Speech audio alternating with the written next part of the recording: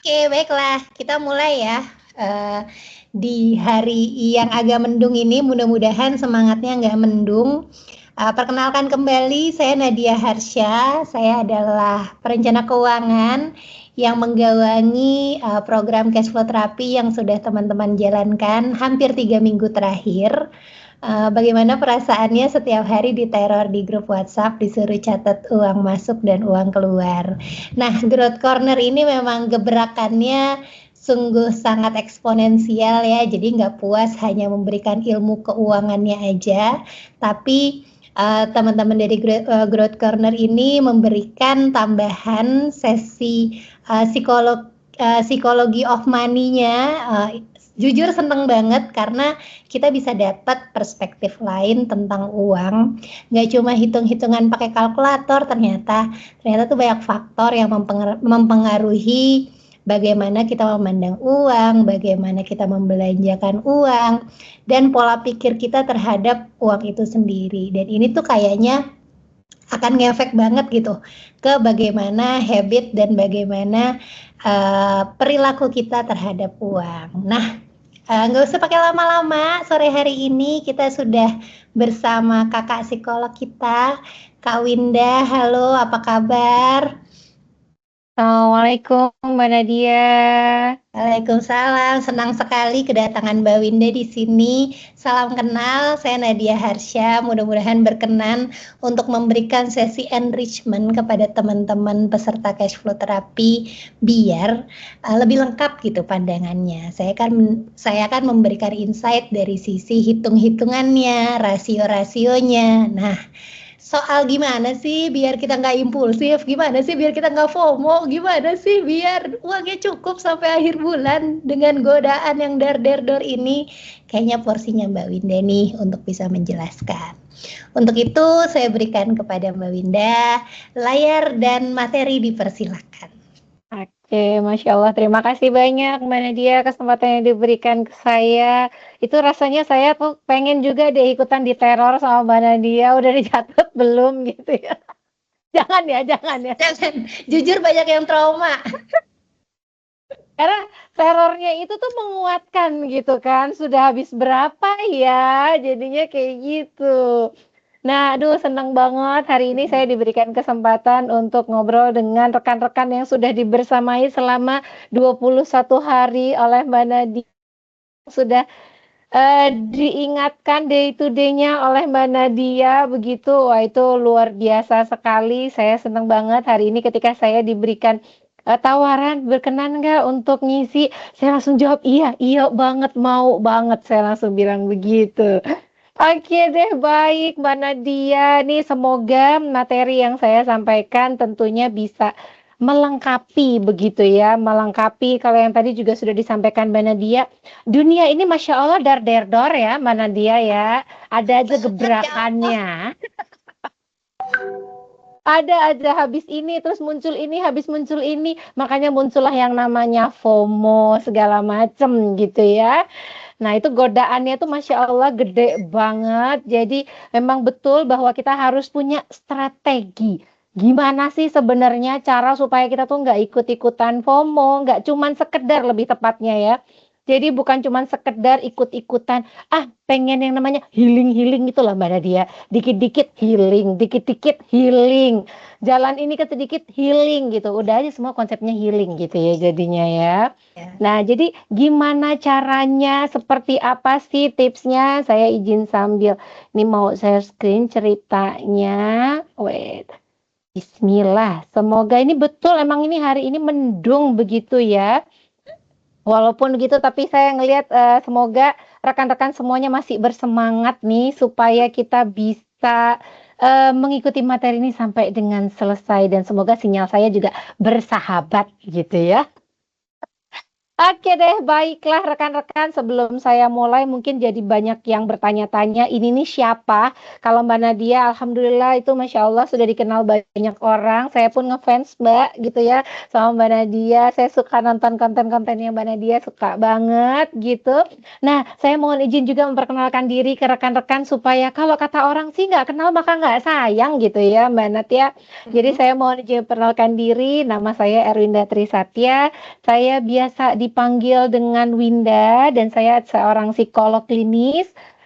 Saya dulu saya tim EAP-nya PGN sebenarnya begitu, tapi sudah berapa tahun yang lalu ya gitu. Dan saya banyak praktik sekarang, masih online iya, offline iya, sekaligus juga ngisi materi yang berkaitan tentang, terutama tentang mental health, yang mohon maaf ya seringkali itu jadi apa sebutannya ya, kambing hitam, healing karena biar waras gitu kan Mbak Nat ya.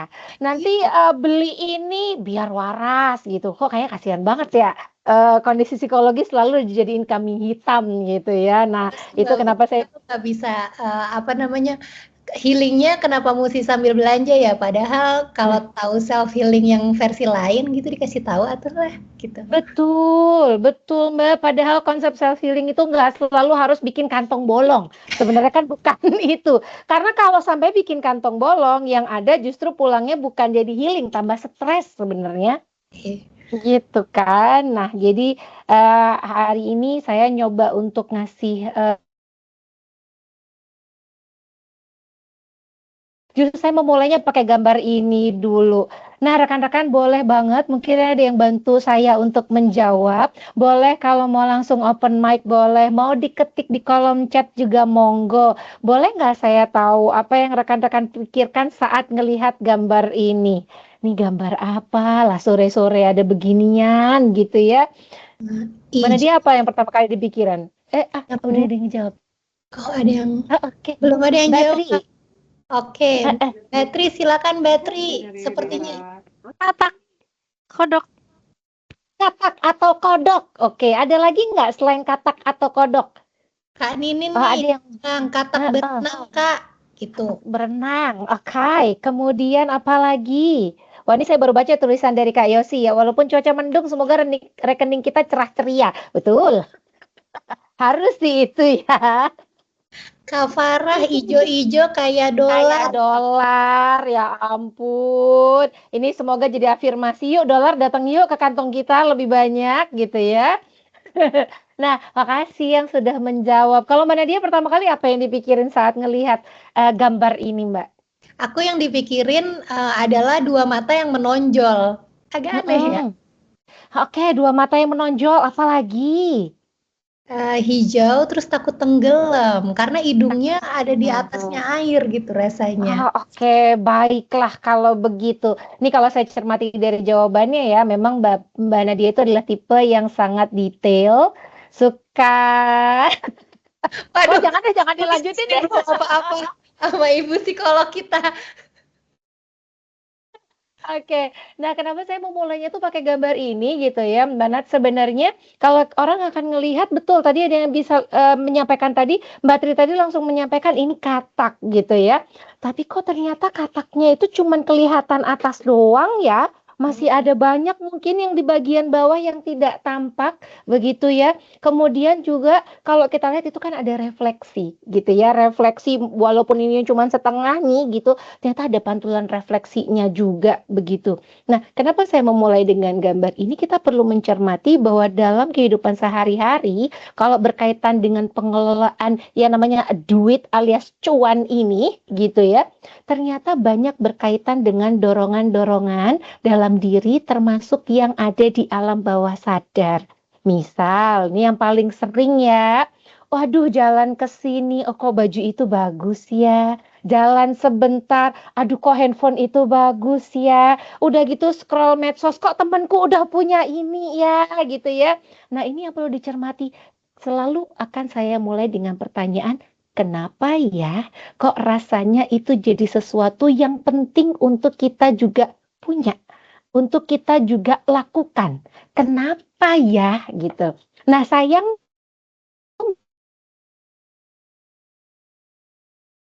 Yang ada di kepala tuh rata-rata cuman, iya karena aku pengen kayak gitu, karena aku pengen kayak gitu. Kenapanya ini loh yang harus kita mundur lagi. Ini biasanya akan berkaitan dengan pengalaman di masa lalu, emosi yang bermain, entah itu cemas, takut, khawatir, yang tadi kita juga bahas, FOMO dan sebagainya, gitu ya. Ada banyak faktor yang di situ perlu kita cermati lagi jauh di dalam diri kita sebelum kita membuat keputusan aku mau beli A, aku mau beli B, aku mau lakukan A, aku mau lakukan B. Karena nggak melulu cuma soal beli ya, mana dia betul kan ya. Melakukan sesuatu pun itu juga butuh cuan.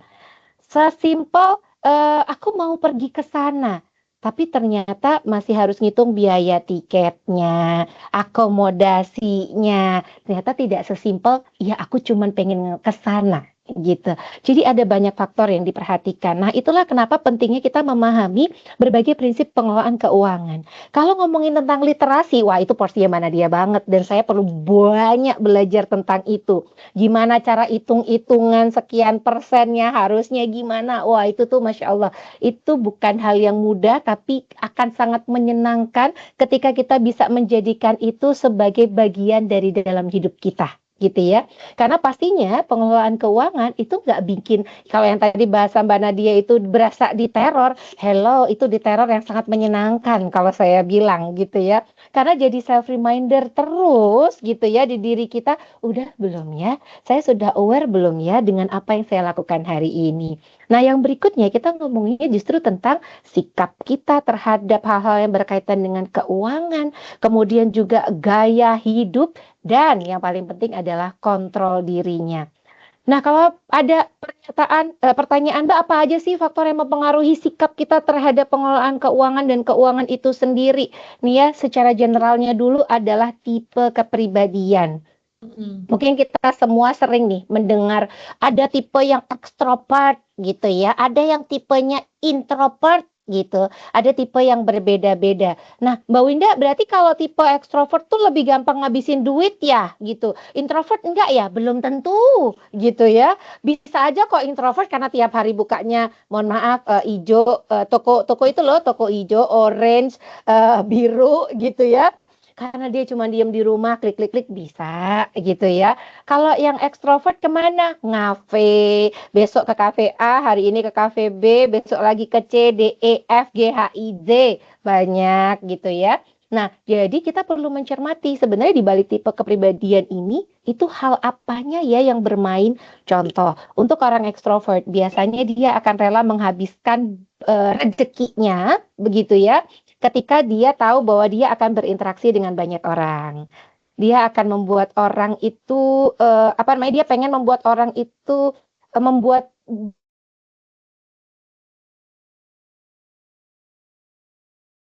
seperti itu. Kemudian juga orang-orang ekstrovert yang cenderung ceria begitu ya, biasanya. Notes-nya saya biasanya loh ya, tidak mutlak karena manusia itu selalu unik.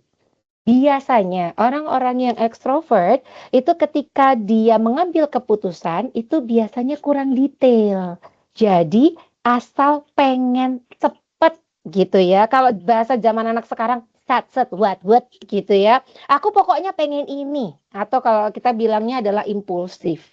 Jadi pengen ini, pengen itu tuh pengennya langsung dipenuhi. Sedangkan kalau orang introvert mostly itu masih berpikir dulu. Kalau orang itu ada yang bisa berpikirnya A, B, C, D, orang introvert yang introvert banget, itu bisa mikirnya A1, A2, A3, A4, A5, B1, B2, B3, B4, B5 gitu. Jadi mau ngambil keputusan aja panjang kali lebar kali tinggi gitu ya. Mau beli nggak ya? Tanya dulu sama teman. Oh bagus nggak sih? Bagus kok beli aja. Ntar dulu deh tanya teman yang lain. Nah bisa jadi kayak gitu. Nah ini orang-orang introvert biasanya begitu. Kenapa? Karena dia jadi sering ragu. Bener nggak ya? Boleh nggak ya? Harus nggak ya? Biasanya begitu. Tapi kalau ada orang bilang, Mbak, berarti ekstrovert lebih banyak ngabisin duit dong dibanding introvert. Belum tentu. Introvert juga ada yang bisa menghabiskan duitnya banyak. Contohnya apa? Ini mohon maaf, tidak sifatnya mutlak, tapi ini sekaligus sharing case klien-klien saya. Bahwa ketika dia jadi orang yang introvert, dia sulit untuk berkata tidak. Maka ketika ada orang yang minta, ada orang yang minta tolong, ada orang ini itu, oke, baik, nggak apa-apa gitu ya. Nah, itu juga sering terjadi. Mohon maaf ya rekan-rekan, pertama Kok jadi kali. clear ya ini? Iya, betul. Kan ini fakta ya, Mbak ya, bahwa ketika kita ngasih sekali itu biasanya masih diapresiasi. Betul ya, Mbak Nat ya? 2 kali diapresiasi kebaikan kita, 3, 4, 5 kali, mohon maaf itu berubah jadi kewajiban. Oke. Betul kan nih? Jadi Nah, berubah. Jadi akhirnya anggaran yang harusnya buat apa, efeknya jadinya buat apa. Nah, itu juga sering terjadi. Jadi, yuk kita kenali nih tipe kepribadian kita yang mana yang berpotensi membuat kita itu loss dalam banyak hal. Seperti itu. Kemudian pengalaman tentang keuangan bisa jadi kalau yang mungkin rekan-rekan mendengar, oh ini investasi ini itu misalnya sudah pernah kena sekali, terus jadinya jadi sangat ngerasa dalam tanda kutip horor dan sebagainya gitu ya. Itu banyak sekali yang terjadi. Kemudian pengalaman tentang keuangan yang lain adalah berkaitan tentang pola pengelolaan keuangan atau penggunaan uang dari kecil. Bahwa misalnya, mohon maaf, sekali saya sering sekali sekarang juga menemukan itu, nak, kamu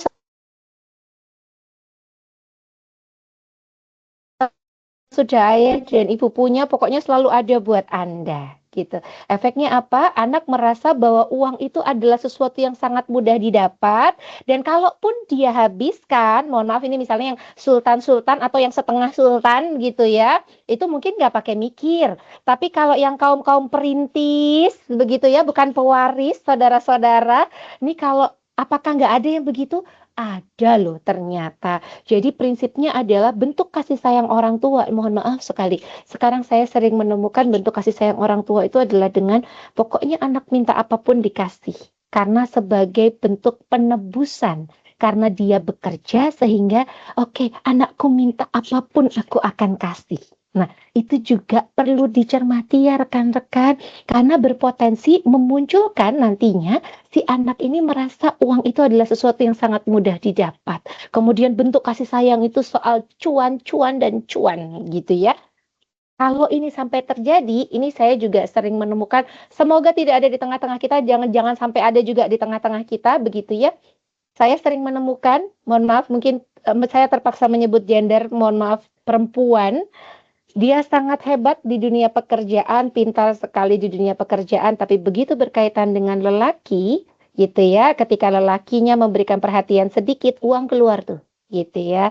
Udah tuh, minta berapa aja keluar, minta berapa aja keluar, itu juga sering saya temui. Jadi, yuk kita cermati lagi, apakah kita punya pengalaman-pengalaman di masa lalu, mungkin secara psikologis, yang membuat kita merasa penggunaan uang itu ya sudah nggak apa-apa, ya sudah nggak apa-apa, tidak perlu diatur dan sebagainya. Kemudian yang nggak kalah penting, makna terkait dengan uang itu sendiri dan bagaimana pengelolaannya serta kontrol diri kita. Kok langsung disebutin aja Mbak Winda? Tenang, karena saya ada ini. Kalau misalnya ada kata pengelolaan keuangan, seringkali jadinya adalah akan ada pertanyaan nanti bagaimana atau bagaimana nanti. Ini yang sering saya temui jadinya rekan-rekan. Jadi bukan yang saya temui adalah ada pertanyaan sebenarnya harusnya pengelolaan keuangan itu gimana sih? Nanti gimana? Atau gimana nanti ya? Gitu. Yang bagian kedua tuh lebih ke pernyataan putus asa nggak sih Mbak rasanya?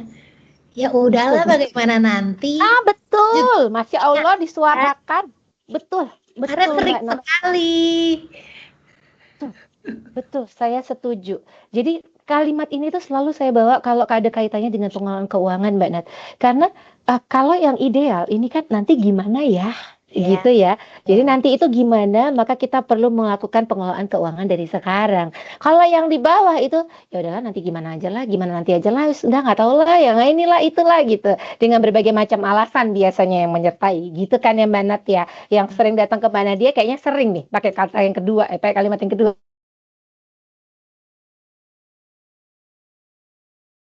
Ada di awal-awal biasanya ketika ngomongin angkanya, ketika masih optimistik, masih ada tuh harapan gitu. Tapi ketika ngelihat angkanya menjadi semakin sulit digapai, orang-orang tuh jadi pindah ke bagian yang nomor 2, ya udahlah gimana nanti. Padahal kan sebenarnya ada alternatif lain gitu. Memang angkanya akan jadi terlihat sulit digapai. Kenapa kita nggak potong-potong jadi lebih kecil? Jadi nanti targetnya dipotong-potong, 1/10 dulu, 1/20 dulu gitu. Nah, kadang-kadang orang tuh berhenti ketika melihat target besar, abis itu, udahlah gimana nanti, toh juga katanya rezeki dijamin gitu. Aduh, itu kalimat itu juga Masya Allah. Kalimat yang harusnya bernilai positif, tapi jadinya lagi-lagi ya, itu jadi kambing hitam gitu kan Mbak Nat ya. Aduh, sering banget itu saya temuin begitu.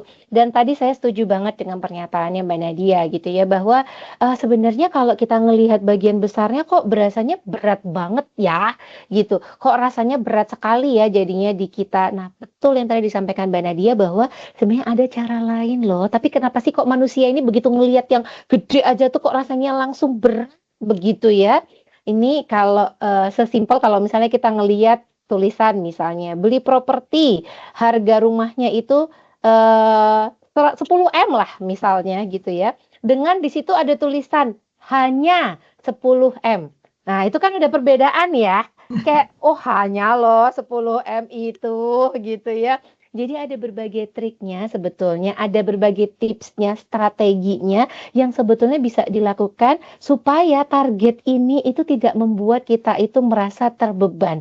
Karena toh sebetulnya target itu bukan buat orang lain, saudara-saudara, itu buat diri sendiri dan buat orang tersayang kan sebenarnya gitu ya. Jadi yuk kita coba ubah mindset-nya, jangan sampai terjebak di yang kedua, apalagi tadi dengan kalimat itu positif sekali bahwa Allah tuh pasti akan kasih rezeki untuk kita, pasti ada rezekinya. Saya setuju, valid 100%. Cuman ingat, ada lanjutannya. Allah juga nggak akan ngasih kalau manusianya juga nggak ada usahanya, gitu ya. Jadi itu bukan titik ya, saudara-saudara, itu ada komanya, gitu. Jadi kita ubah bukan bagaimana nanti, tapi nanti gimana ya, supaya kita memaknai yang namanya pengelolaan keuangan itu jadi sesuatu yang memang penting. Dan itu bisa menjauhkan kita dari inilah yang dari tadi kita sebut-sebutin FOMO, fear of missing out, gitu ya.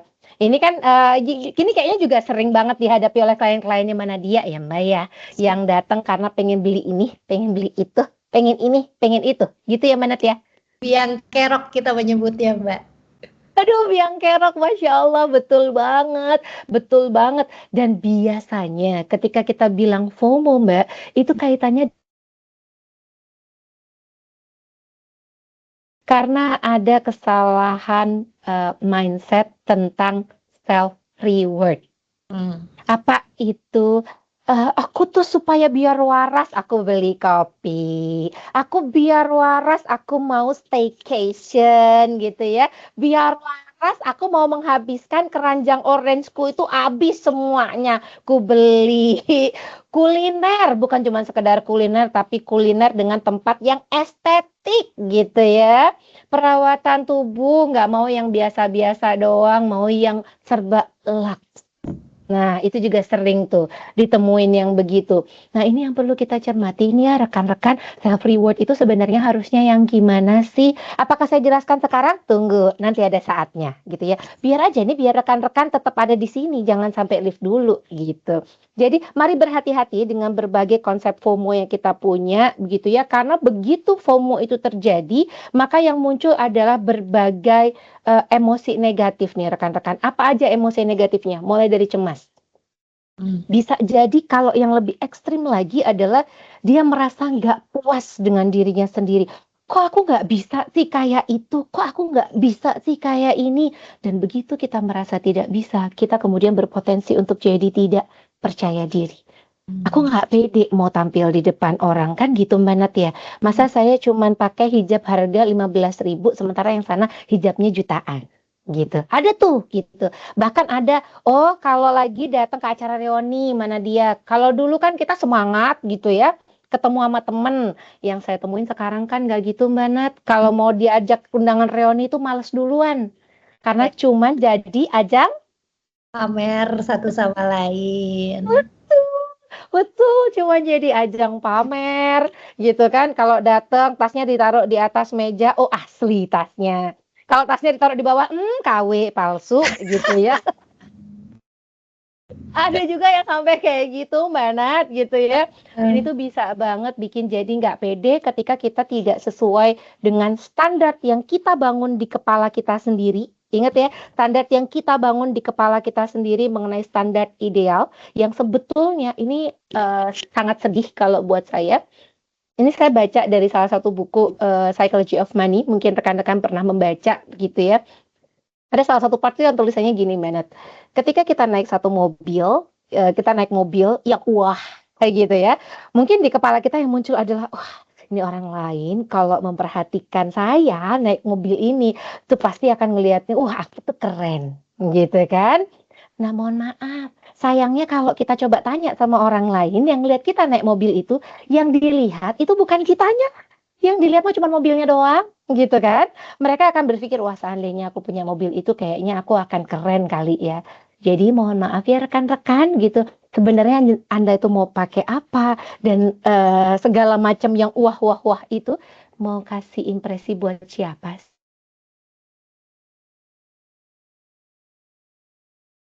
Ya, siapa sih sebetulnya yang mau kita bikin untuk ngerasa kita tuh wah dan sebagainya? Mostly yang saya temui adalah yang kita lakukan itu justru untuk membuat orang yang kita tidak suka itu justru mengapresiasi, bukan apresiasi, tapi melihat ke arah kita. Seringnya begitu. Sedih kan Mbak Nat ya, ngumpulin duitnya buat siapa gitu ya, ngabisinnya ternyata hanya untuk membuat dilihat sama orang yang bahkan kita nggak suka. Sayang banget kan sebenarnya gitu ya. Jadi jangan sampai itu membuat perasaan tertekan, ngerasa nggak aman. Bahkan yang terakhir adalah saya tulis di situ juga berkaitan dengan iri hati gitu. Itulah kenapa harus ada yang namanya mindful spending. Mbak Win, ini apakah kalau mindful spending kalau mau kita belanja harus begini posenya? Ya enggak gitu ya. Aduh maafkan gitu jadi. Gitu ya. Jadi mindful spending itu sebetulnya apa sih gitu ya. Sebenarnya apa yang harus kita lakukan sebelum saya ngebahas itu saya mau ini dulu. Kalau biasanya orang itu Mbak gitu kan mungkin Mbak Nah, dia juga sering mencermati. Orang itu jadi FOMO gitu ya. Kemudian akhirnya, oke lah aku beli, aku beli, aku beli. Karena menekankan satu prinsip. YOLO aja. Kita cuma hidup sekali. Harus enak. Pengen ini ya beli. Orang bisa kok. Mohon maaf ini kalimatnya nggak enak. Jangan kayak orang susah. Nah, ada juga tuh yang bisa ngomong kayak gitu. Gitu ya Mbak Net ya. Nah, sekarang alhamdulillahnya ada yang memunculkan satu terminologi yang baru begitu ya. Apa itu? Terminologinya adalah ini. Kok nggak muncul? Nah, Yono gitu ya. Bukan nama orang loh ya, bukan. Nanti Yono ini jangan-jangan di sini ada yang namanya Yono gitu ya. Jadi Yono itu adalah yang perlu kita ingat, kita mungkin hanya butuh satu loh sebenarnya. Contoh ini mungkin kalimat saya agak nggak enak kalau menyasar ke perempuan saja, tapi laki-laki juga sama gitu ya. Misalnya kalau yang perempuan hijab hitam coba dilihat gitu ya di lemari masing-masing, merek A1, merek B1, merek C1, ini satu gitu ya. Itu sering. Tas yang harusnya penggunaannya untuk olahraga satu, ternyata ada temanku pakai yang baru, nambah satu. Ternyata ada yang ini nambah satu. Nah, seringnya begitu gitu ya. Jadi yuk dicermati, sebenarnya kita hanya butuh satu. Kalau laki-laki apakah nggak bisa Mbak Wida? Ada contoh kalau bapak-bapak sepatu gitu ya, sepatu ini, tapi ada banyak. Topinya bukan cuma satu, topinya jenisnya ada banyak dan sebagainya, tapi tidak sesuai dengan kebutuhan jadinya, tapi hanya berkaitan dengan keinginan. Nah, ini yang perlu dicermati ya rekan-rekan, kita butuh atau kita ingin. Gitu ya. Kita butuh atau kita ingin. Itu yang paling penting untuk ditekankan oleh rekan-rekan supaya kita benar-benar paham sebetulnya apa yang jadi pemicu kita belanja gitu. Contoh nih, udah masukin ke keranjang kan Mbak Nat gitu ya. Biasanya ada yang keranjang itu 99 plus. Sampai penuh ya. Nah, tadi pembelaannya gini, kan belum tentu dibeli Mbak Win gitu ya. Tapi tiap hari diliatin. Tiap hari keranjangnya dibukain. Aku punya apa aja di keranjang gitu ya. Nah, penting untuk ketika rekan-rekan terjadi kondisi seperti itu, fokus yuk be here and now. sekarang dan di sini dulu. Pikirannya jangan kemana-mana. Bukan tentang mereka punya apa, tapi kitanya gimana, kondisi keuangan kita gimana. Sekarang dulu. Jangan yang langsung ngelihat orang lain dulu, tapi cermati keuangan kita sekarang. Nah, disitulah saya sangat menyarankan, silahkan buka lagi catatan yang diminta oleh Mbak Nadia. Misalnya kalau sekarang catatan 21 hari terakhir nih, lihat ya, 21 hari ini pengeluaran udah berapa, harus nggak untuk beli dan sebagainya. Nah, itu dicermati dulu sekarang dan di sini. Supaya kita bisa membedakan ini butuh atau sekedar ingin aja. Kemudian juga menyelaraskan yang namanya pengeluaran itu dengan value. Value-nya apa sih sebenarnya gitu ya.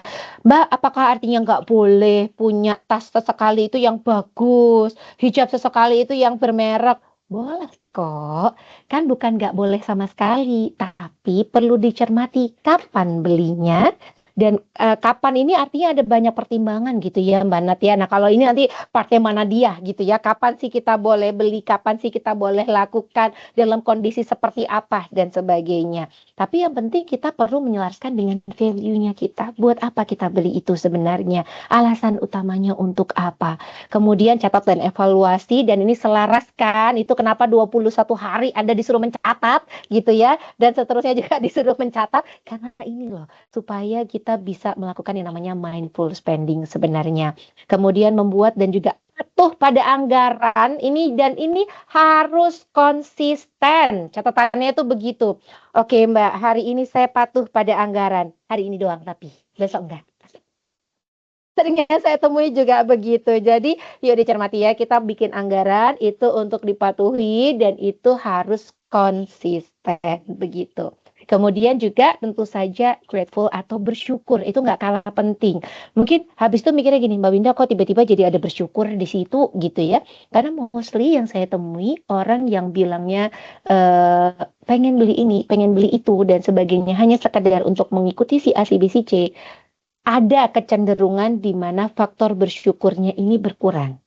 Dia jadi merasa akan lebih gitu ya, itu jadi lebih penting dibandingkan sekedar untuk kita bersyukur. Itu kenapa saya nggak berhenti selalu mendengungkan juga, yuk kita syukuri apa yang sudah kita punya gitu ya, termasuk kesempatan kita untuk bisa ketemu dengan Mbak Nadia, kesempatan kita untuk ngobrol hari ini semua perlu kita syukuri karena kita lagi dikasih kesempatan sama Allah untuk kita mengingat lebih banyak tentang diri kita kenal lebih banyak tentang diri kita, bagaimana dorongan-dorongan yang ada dalam diri kita.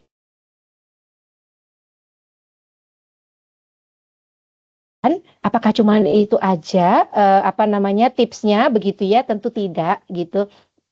Salah satu tips yang nggak kalah penting adalah harus berani bilang tidak gitu ya. Tidak ke apa saja, ada sales datang, enggak Mbak gitu ya. Ada yang ngasih kartu kredit, tawaran kartu kredit padahal udah punya sebenarnya kartu kredit gitu ya. Terus tiba-tiba ada yang nawarin lagi tapi ada keuntungan. Ya, kita say stop dulu gitu ya.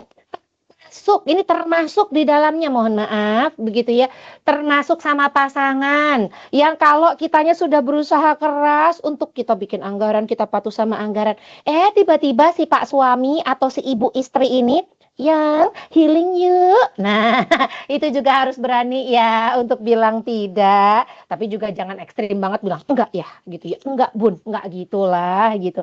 Disinilah pentingnya kita belajar untuk berkomunikasi secara bijak dengan pasangan kita mengenai alasan kenapa sih kok kita itu penting banget untuk mengelola keuangan. Jadi berkata tidaknya, tetapi tetap melalui proses diskusi dan membuat masing-masing pasangan ini tetap merasa dihargai. Gitu ya.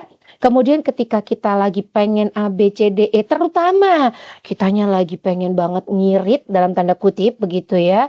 Kemudian pasangan kita pengen healing lah, pengen beli ini, itu, dan sebagainya. Biasanya emosi jiwa dan raga ini muncul, Manat. Gitu ya, untuk menjelaskan dengan menggebu-gebu. Apalagi kalau yang ikut sesinya Mbak Nadia dan saya ini tuh misalnya hanya suami saja atau istri saja.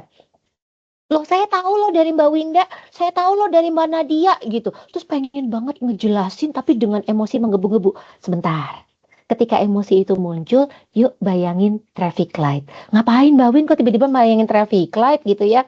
Coba deh say stop ke diri sendiri, berkata stop atau berhenti sambil bayangin lampu merah yang menyala.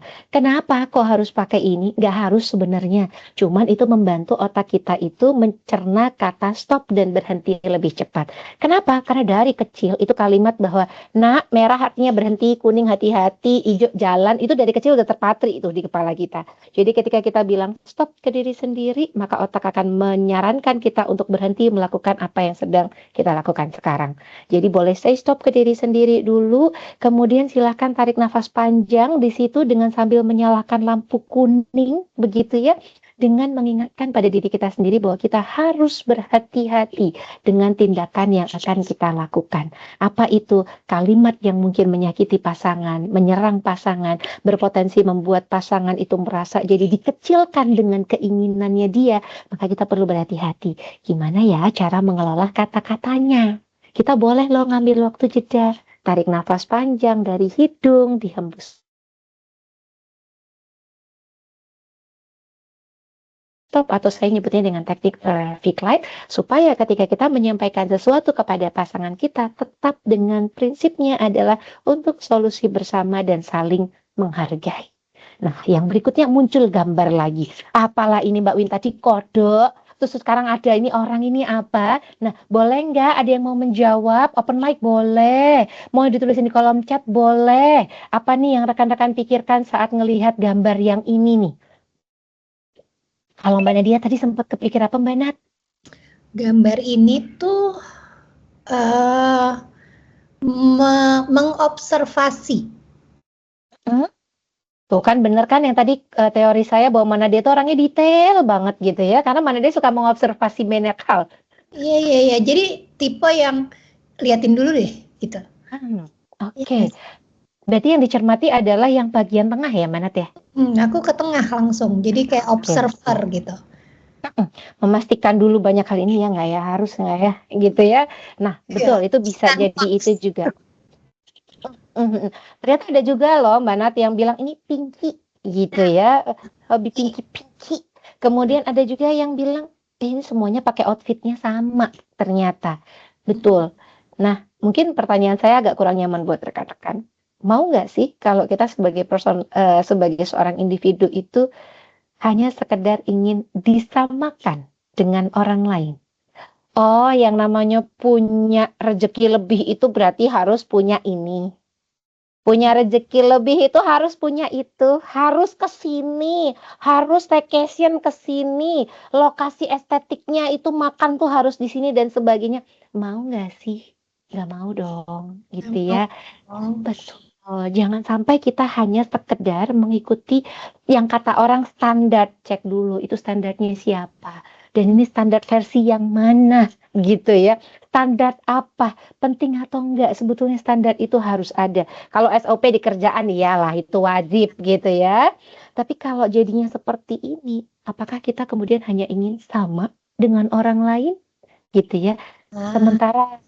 Sementara kita nggak tahu loh, di balik mereka bisa hahihi di depan umum itu bagaimana kondisi di rumah, bagaimana dia selama ini mengatur keuangan. Mungkin selama ini kenapa dia sekarang bisa hahihi kan Mbak Nat? Oh ternyata dia dulu investasinya memang dari muda banget dia sudah invest dan sebagainya. Bisa jadi gitu ya. Nah itu pentingnya untuk don't judge the book by its cover itu loh katanya ya rekan-rekan ya.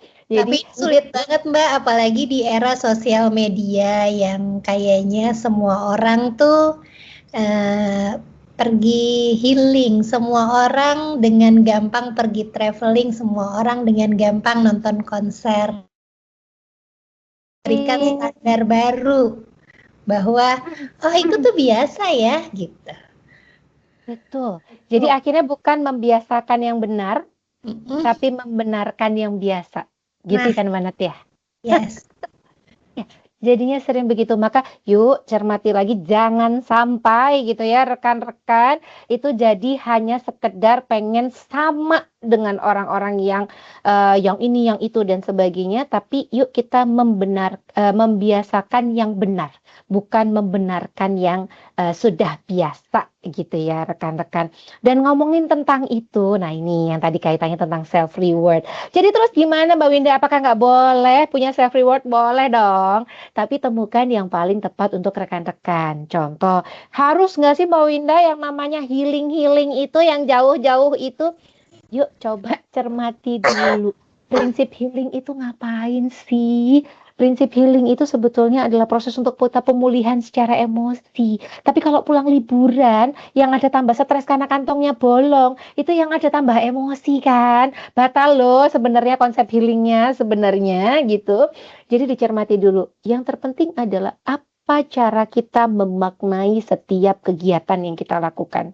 Sesimpel, yuk lakukan kegiatan yang menyenangkan, tapi tetap sesuai dengan anggaran kan, Banat ya. Tetap penting tuh anggarannya ada atau enggak. Kalau anggarannya cukupnya buat berkebun, ya nggak apa-apa. Selama kita bisa menikmati waktu buat berkebun. Berkebun tapi gak sendiri. Bisa jadi bersama dengan anak-anak, bersama dengan suami, atau mungkin kalau yang ternyata ibu-ibu PKK-nya itu hobi banget gitu ya bercocok tanam, bisa barengan. Nah, jadi tergantung bagaimana cara kita memaknai. Atau cara yang lain, self rewardnya apa? Kasih waktu untuk kita journaling, untuk kita mencermati kembali berbagi pikiran dan perasaannya kita. Nonton, apakah harus di XX1, Premiere dan sebagainya? Apakah harus begitu? Enggak, yang terpenting adalah nontonnya sama siapa. Itu nontonnya penting atau enggak untuk kita bahas bersama dengan keluarga. Kalau nonton di rumah, tapi happy, bikin popcorn sendiri, popcornnya enak, ngapain harus beli? Ya itu loh yang X, nah itu ada terusannya itulah pokoknya ya, nanti saya sebut merek jadinya. Gitu, jadi tergantung sebenarnya. Kemudian juga olahraga tapi bersama siapa? Orang tersayang misalnya.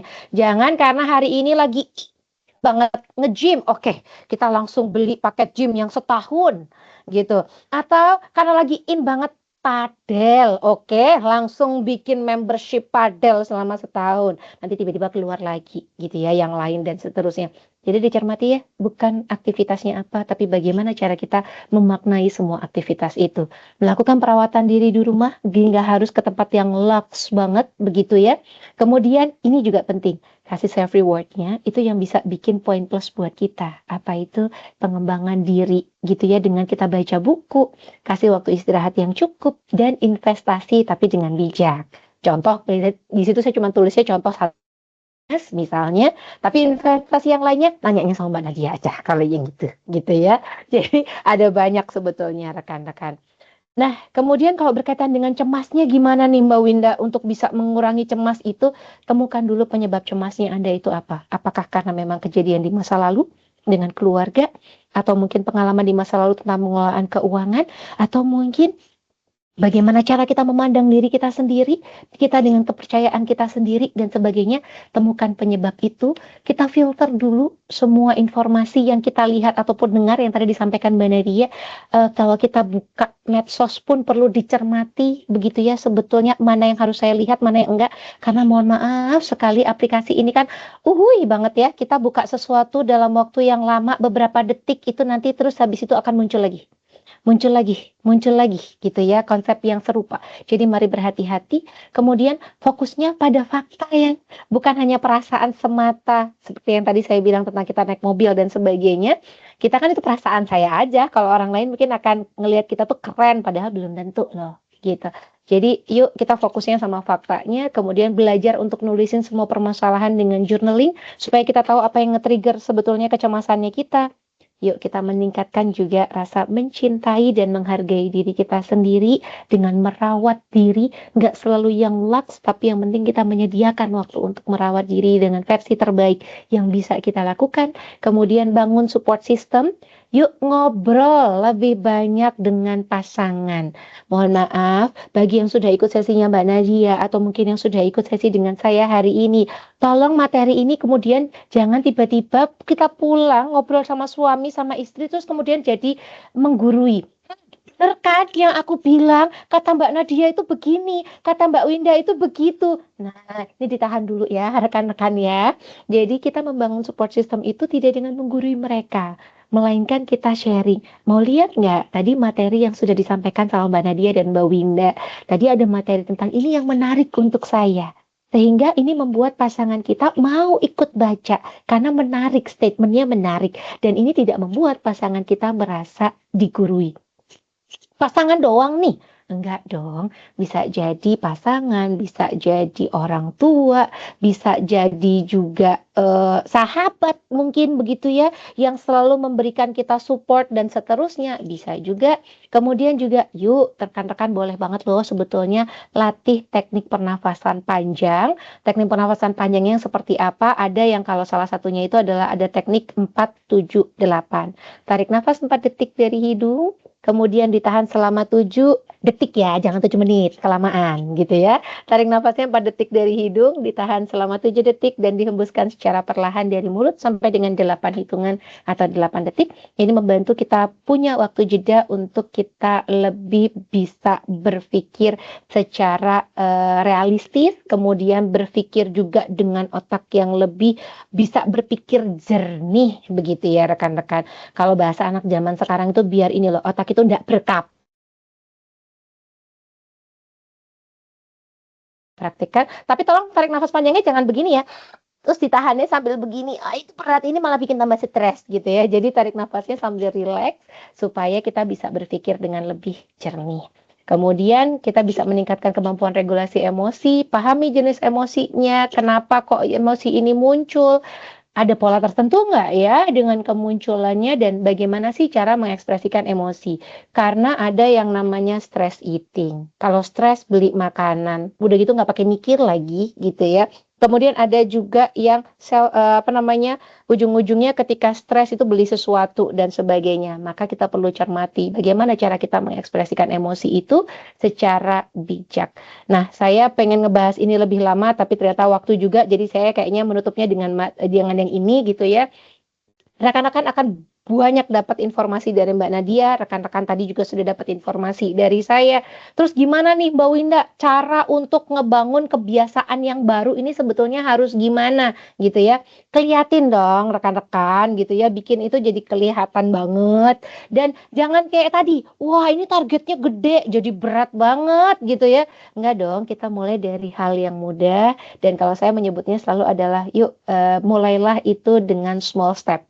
Jadi mulailah dengan langkah-langkah kecil apa yang bisa kita lakukan saat ini dulu. Jangan ngomongin nanti-nanti gitu ya. Sekarang kita bisa ngelakuin apa. Sesimpel kalau yang sekarang lagi dengerin saya ngomong tiba-tiba sambil buka keranjang gitu ya. Tutup dulu deh gitu ya keranjangnya. Itu juga langkah kecil loh sebenarnya, langkah untuk ngerem gitu ya. Bikin juga jauh lebih kebiasaan itu lebih atraktif gitu ya.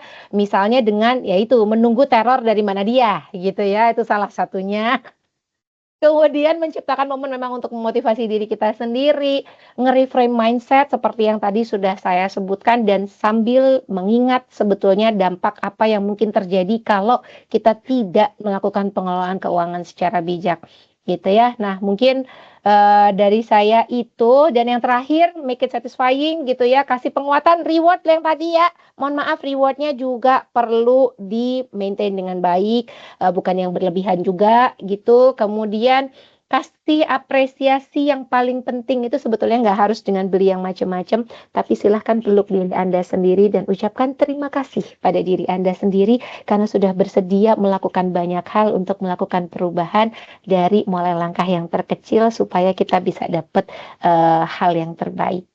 Nah, mungkin ini sebenarnya pengen saya bahas juga, tapi lagi-lagi kaitannya dengan waktu, begitu ya rekan-rekan. Mungkin dari saya itu, Mbak Nadia, yang bisa saya sampaikan. Semoga rekan-rekan jadi lebih tahu ini apa ya, saya kenapa ya, dan bagaimananya. Hopefully bermanfaat buat rekan-rekan, Mbak Nadia. Oke, baiklah. Mbak Winda, ini insight-nya banyak banget yang bisa kita ambil dari materi-materi ini. Kita belum kenal ya, kenapa dari tadi? Karena keputus di saya. Cek 1 2 3 apa? Oke. Poor network quality, bentar. Udah. Sudah. Oke. Terima kasih Mbak Winda atas penjelasannya, insightful banget dan langsung langsung dapat nih kesimpulannya dari Kak Rominar Estika Sari. Dia bilang ini, intinya tuh kita harus kenal diri sendiri ya. Betul banget Maesti. Tuh, jadi intinya semuanya adalah kenal sama diri sendiri dan kurang-kurangin membandingkan antara diri sendiri dengan orang lain dan standar sosial gitu. Anyway, teman-teman sekiranya ada pertanyaan atau mau open mic dipersilakan. Mumpung ada yang menampung segala macam curhat, silakan dimanfaatkan sebaik banyak kalau ada pertanyaan. Tapi sebelumnya Mbak Winda boleh nggak sih Kak Madina udah langsung dulu. Padahal Nadia baru mau curhat, tapi Mbak Wedina udah langsung. Oke. Aku bantu baca ini ya. Mbak Winda mau curhat deh, sedang catat cash flow. Aku jadi oportunis ya. Pengen neken pengeluaran dan tambah pemasukan. Jadi suka cari jamuan rapat. Kalau ada rapat di luar naik taksi supaya bisa reimburse. Cari-cari trial class, open house, isi survei berharap dapat door prize dan lain-lain. Aku merasa kok hidup aku rasanya jadi sad banget ya. Aku ngerasa kurang dan gak bisa enjoy. Aku greedy banget karena terlalu opportunities. Bagaimana ya nih Mbak Winda solusinya? Mbak Win coba dong, tolong dong ini diberikan. Mungkin ini adalah salah satu negatif efek dari cash flow terapi. Maka silakan Mbak Win. Oke, baik. Makasih banyak Mbak Medina yang sudah bertanya begitu ya. Mungkin yang harus dicermati adalah kenapa ya ketika mencatat pengeluaran itu dan jadinya munculnya adalah pengen nambah sebanyak-banyaknya. Itu yang selalu pengen saya tanya dulu. Ada apa memang saat melihat catatan pengeluaran Anda itu ada apa sebenarnya? Apakah ini misalnya Mbak gitu, ada kecenderungan tuh gini, wah ternyata pengeluaranku udah banyak banget, jadi aku harus ngirit sengirit-ngiritnya gitu ya. Jadi mohon maaf, ini jadinya ada kecenderungan black atau white. Kecenderungannya adalah black and white, iya atau enggak sama sekali. Jadi ada kecenderungan begitu. Jadi kalau yang namanya mau mengelola keuangan itu harus sengirit-ngiritnya. Beda loh, bukan gitu loh. Kita mengelola loh, bukan nggak boleh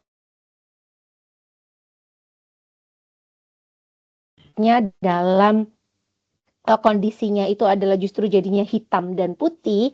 Kita perlu cermati sebetulnya pengelola ketika kita bicara tentang pengelolaan keuangan, bisa jadi kita juga tetap harus main di gray areanya. Kapan ya kita boleh ke sana, kapan ya kita boleh ke sini, kondisinya yang boleh seperti apa, yang nggak boleh seperti apa. Sebenarnya ke situ. Tapi kalau misalnya di sini dengan menyampaikan bahwa nih kok jadinya aku harus banget dapat lebih begitu ya, harus banget, maka pertanyaan saya adalah termasuk dalam pertanyaannya Mbak Medina. Kenapa jadi Anda merasa kurang sebenarnya? Apa yang membuat Anda merasa kurang? Kan itu pertanyaannya. Gitu. Karena sebetulnya kita mencatat pengeluaran itu bukan berarti dengan kita bilang, oh pengeluaran aku banyak, aku harus nambah lebih banyak karena ini kurang. Bukan itu. Tapi yang dicari adalah polanya.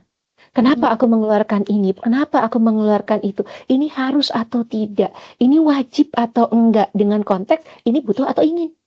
Sebenarnya kan itu, gitu ya. Jadi ketika kita mengatakan bahwa ini kok aku ngerasanya aku kurang, maka itu kita yang perlu dicermati adalah di sana. Kenapa Anda merasa kurang dengan melihat pengeluaran Anda?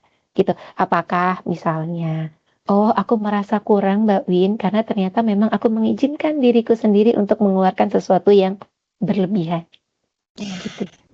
Nah, itu yang perlu dicermati sebetulnya Mbak Medina. Jadi apakah dengan mengatur keuangan ini kok ya menuliskan pengeluaran pemasukan ini jadi bikin kita negatif banget? Sangat perlu dicermati banyak hal, terutama yang tadi tidak black and white gitu ya. Black or white bukan itu. Kita juga bisa mainkan gray area di situ, tapi tetap dengan pertimbangan yang pertimbangan yang matang, kemudian juga dengan berkaca lagi gitu ya.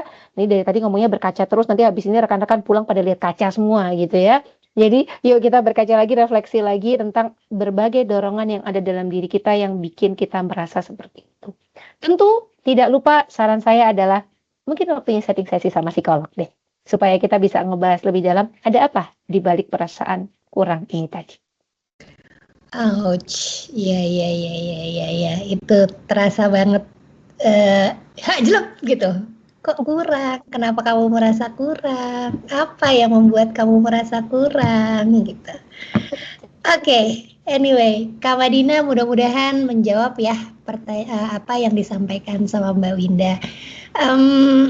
POV dari aku adalah memang kita kadang-kadang punya standar yang gak realistis sama diri sendiri.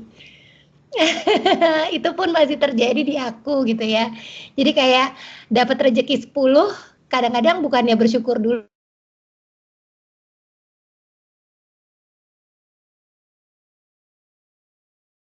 menjadi musuh kita bersama gitu untuk terus-menerus, oh padahal kan harusnya disyukuri dulu baru nanti nextnya gimana cara memperbaikinya gitu. Oke. Teman-teman ada pertanyaan yang lainnya? Sekiranya ada berikutnya. Ih nggak terasa, 1 jam tidak terasa, oh my god. Kurang kayaknya kita banget ya. Kurang. Ada yang mau open mic, saya kasih 1 pertanyaan lagi sebelum kita tutup. Jangan sampai 1 pertanyaan ini jadi saya yang nanya. Oh, Pak Sugianto, silakan Pak. Ya, siap. Nanti ya Mbak Winda. Nih mau apa namanya komunikasi ke pasangan nih atau anak-anak gitu ya. Mungkin kan sekarang setelah terlihat nih pengeluarannya kayaknya kok besar di sini nih, katakan untuk jalan-jalan atau mana gitu ya. Nah, itu tuh kayaknya kok itu kayaknya kok besar banget gitu ya. Nah, bagaimana sih ini biar kita ngadepin pasangan atau komunikasinya nggak salah gitu ya. Jadi sama-sama dimengerti bahwa tujuan finansial kita ke depannya kita mau ini loh ini. Nah, mungkin itu Mbak, mungkin juga ini banyak pertanyaan teman-teman yang lain kali ya mewakili. Karena ada banyak permintaan healing ya Mbak Nat ya, Pak Sugi ya. Enggak perang di dalam rumah ya nih kayaknya nih. Betul. Aduh, sebentar. Ini harus. Oke, mohon maaf tadi ada telepon masuk, jadi harus saya matikan dulu biar tidak bersuara gitu. Baiklah, jadi gimana caranya berkomunikasi dengan pasangan? Bapak, hindari untuk langsung berkata tidak, Pak, terutama kepada perempuan-perempuan ini, gitu ya. Karena kalau langsung directly berkata, enggak, mah, gitu ya. Enggak, nah, itu Pak, jelep, gitu, Pak, rasanya, gitu ya. Tapi sebenarnya jawabannya ada di dalam pertanyaan Pak Sugi sendiri. Apa itu? Yuk bahas lagi tujuan pengelolaan keuangan bersama ini untuk apa? Misal, oh kita mengatur keuangan kita ini sebenarnya untuk apa sih? Kalau di masa yang akan datang buat apa sih? Gitu ya. Oh ternyata buat, tapi ini tolong jangan Bapak yang sebutkan. Gitu ya. Jadi tekniknya adalah yuk belajar bertanya kepada pasangan. Tapi nanyanya bukan kayak menurutmu buat apa pengelolaan keuangan? Nah itu beda nada ya Pak. Tolong itu beda nada gitu. Jadi bertanyanya benar-benar dengan bijak. Kalau menurut Mama, sebetulnya kita mengelola keuangan itu buat apa sih, Ma? Gitu ya. Jadi biarkan beliau yang menjawab supaya kita bisa dapat insight dari beliau, Pak. Oh, misalnya beliau menyebutkan 1, 2, 3 part. Ternyata Bapak menemukan yang lain bahwa oh nggak cuma buat anak, nggak cuma buat sekolah anak, tapi ternyata itu adalah investasi untuk kesehatan kita sendiri. Misalnya untuk seperti itu. Jadi ada banyak faktor. Nah, kenapa sih kok menunggu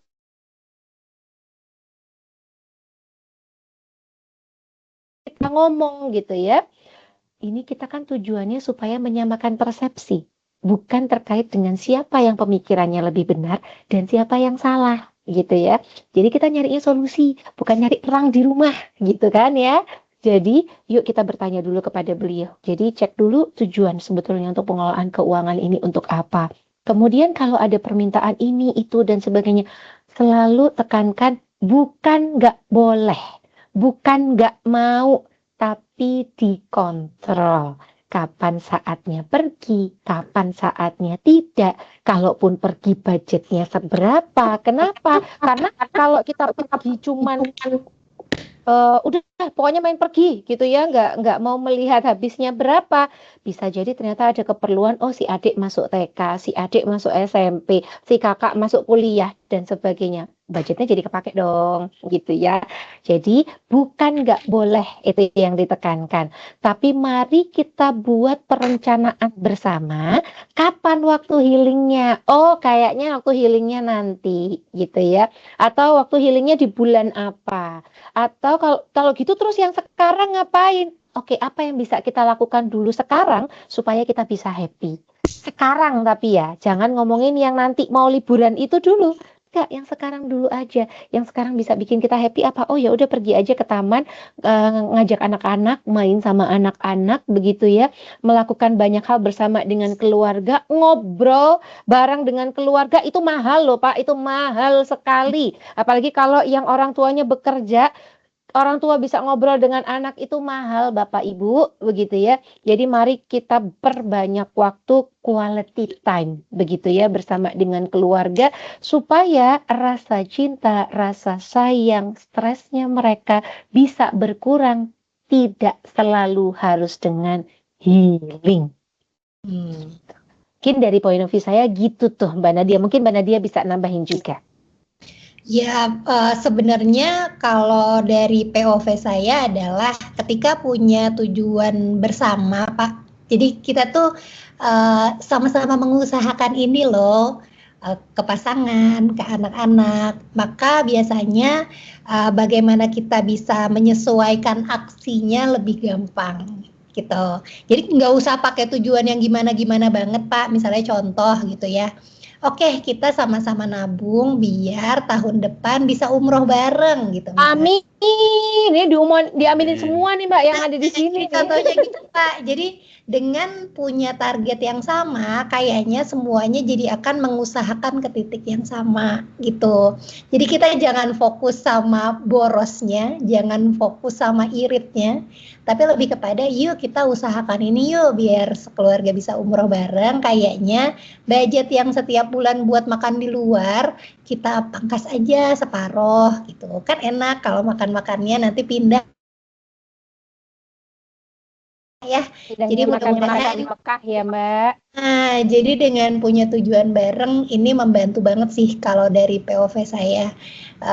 Saya pernah praktekin coba ke anak saya gitu. Jadi kayak, nak kita kurangin ke toko mainan ya. Kebetulan kan kita mau jalan-jalan bareng nih agak jauh gitu. Nah, itu ngefek di saya. Itu aja Pak. Ya, makasih Mbak Nadia, Mbak Winda. Nah, kalau begitu. Pak. Anyway, tidak terasa 1 jam berlalu kurang. Besok kita protes ke Pak Jo biar sesinya harusnya dibikin minimal 2 jam ya. Karena banyak banget nih yang sebenarnya bisa kita kulik dari POV ini kalau ngomongin uang. Terakhir Mbak Winda, boleh nggak sih ngasih penutup biar teman-teman nih makin semangat lagi untuk mengelola uang, nggak hanya dari sisi angkanya tapi juga dari sisi behaviornya. Silakan Mbak Winda.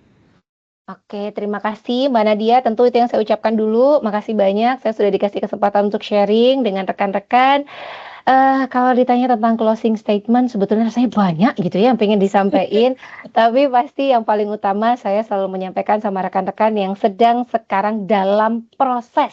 Ini saya taking notes-nya betul-betul kita sedang berproses untuk membangun kebiasaan baik, yaitu dengan mengelola keuangan secara bijak. Mari kita cermati berbagai dorongan dalam diri kita supaya kita bisa menjalankan proses ini dengan penuh rasa yang bersemangat, yang bahagia, karena tujuannya bukan bikin kita ngerasa kurang, tapi justru menambahkan lebih banyak hal dan lebih banyak makna dalam hidup kita. Mungkin dari saya itu Mbak Nat. Terima kasih. Terima kasih banyak Mbak Winda, seneng banget sama sesi sore ini. Kayak rasanya tuh lagi udah mau putus asa terus dipuk-puk gitu, ternyata oh kamu bisa gitu. Ya bismillahirrahmanirrahim, mudah-mudahan teman-teman lulus sampai nanti hari ke-30 bukan semata-mata untuk menjadi atau meratapi uang yang udah kita keluarkan, tapi lebih kepada biar kita bisa evaluasi gimana sih caranya biar kita habitnya lebih baik lagi. Itu dari saya. Terima kasih banyak. Terpantau peserta tidak ada yang live dari membuktikan ini obrolan yang sangat menarik ya. Jadi terima kasih banyak juga teman-teman sudah hadir menyempatkan diri di sore hari di hari Kamis yang sibuk ini. Terima kasih banyak Mbak Winda, terima kasih Growth Corner sudah memfasilitasi diskusi sore ini. Mudah-mudahan teman-teman bisa dapat insight-nya, kita lanjutkan lagi proses kita. Mudah-mudahan semuanya ke arah yang lebih baik. Itu aja dari saya, Nadia Harsha sebagai tuan rumah pada sore hari ini. Senang banget Mbak Winda for having you. Kita kayaknya mesti bikin sesi selanjutnya ya. Mudah-mudahan ketemu lagi di lain waktu.